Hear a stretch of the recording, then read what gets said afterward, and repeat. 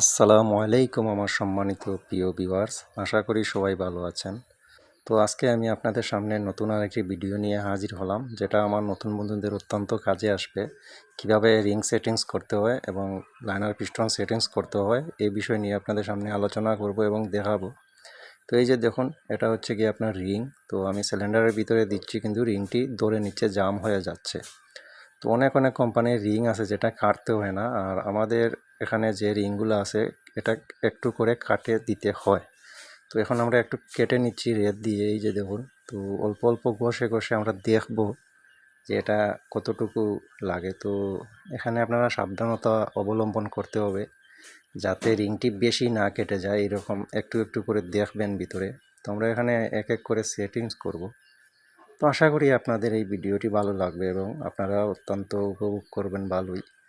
তো এই যে দেখুন, এটা আমি কেটে কেটে দেখতেছি। তো দু সাইডেই ঘষে ঘষে শুধু কালো দাগটাই সাদা করে নিলেই হয়ে যাবে। তো এইভাবেই আপনারা রিংটি সেটিংস করে নেবেন যাতে কোনো গ্যাপ বড় হয়ে না যায়, এইটা কিন্তু আপনারা দেখতে হবে। তো এই যে দেখুন, এটা আমার হয়ে গেছে কমপ্লিট। তো এই রিং যদি জ্যাম হয়ে যায় সেক্ষেত্রে আপনার কি হতে পারে? তো এই রিং যদি আপনি জ্যাম হয়ে যায় সেক্ষেত্রে আপনি যখন পিস্টনটি তুলবেন ইঞ্জিনটি অত্যন্ত হার্ড হয়ে যাবে এবং অনেক সময় রিং উঠার সময় ভেঙে যেতে পারে। তো এজন্যই এই রিংটি আমাদের সেটিংস করা জরুরি।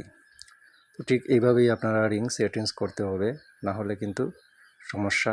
তো ওই যে দেখুন, আমি রিং কষে কষে যে কাজটি করেছি, কোনো একদমই চুল পরিমাণ গ্যাপ নেই, একদম পারফেক্টভাবেই কষে কষে আমি দেখে দেখে কাজটি করেছি।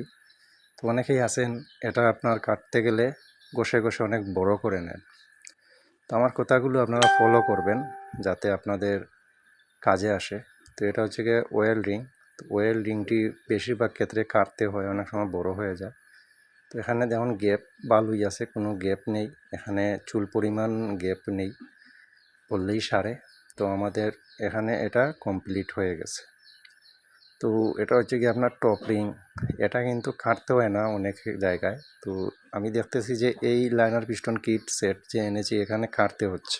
ভিডিওটি অনেক লং হয়ে যাচ্ছে, হয়তো আপনাদের অনেকেরই খারাপ লাগতে পারে। তো আপনাদের খারাপ লাগলেও কিন্তু এই ভিডিওটি কাজে আসবে, আপনারা ধৈর্য সহকারে দেখতে হবে। আমার নতুন বন্ধুরা যারা কাজ শিখতেছেন আপনাদের জন্য অত্যন্ত গুরুত্বপূর্ণ এই ভিডিওটি। আর আপনারা সবাই জানেন, আমার যারা সাবস্ক্রাইবার আছেন, আমি কখনো ভিডিওতে ভুল ইনফরমেশন দেই না, আমার বন্ধুদেরকে আমি সঠিক বিষয়টি জানাতে চেষ্টা করি। তো এখন আমরা ফিটিংস করব আপনার কানেক্টিং রড।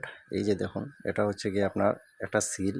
তো এটা হচ্ছে টপ সাইড। তো এই সিলটি অনেক সময় উল্টো হয়ে যায়, অনেকে উল্টো ফিটিংস করে নেন। তো এই যে দেখুন কীভাবে ফিটিংস করতে হয়।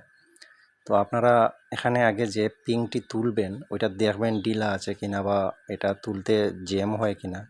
অনেক সময় এটা তোলার সমস্যা হলে আপনার পিস্টন ফেটে যেতে পারে। তো এটা অনেক পিস্টনে অনেক জ্যাম হয়ে ওঠে।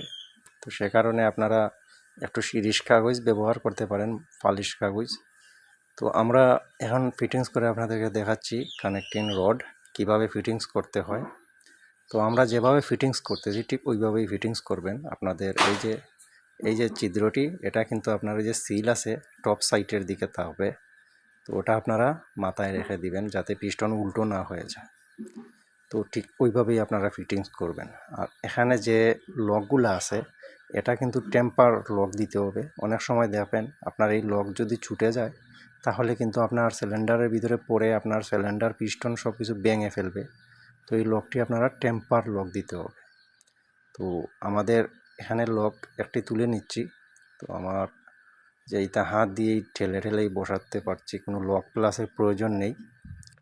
তো এই আপনার লক তোলা শেষ। এই যে এটাও আমরা এখন তুলে নেব।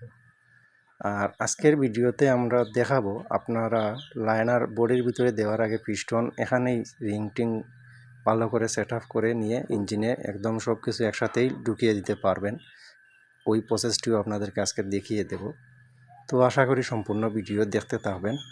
কিভাবে আমরা রিংয়ের মাথা কোন দিকে দিচ্ছি, কোন জোড়া কোন দিকে দিচ্ছি, চারদিকে চারটি জোড়া কিভাবে দিচ্ছি, ওইটাও আপনারা দেখতে থাকবেন। আর ভিডিওতে একটি লাইক করে নেবেন। তো সম্পূর্ণ ভিডিও দেখতে থাকুন।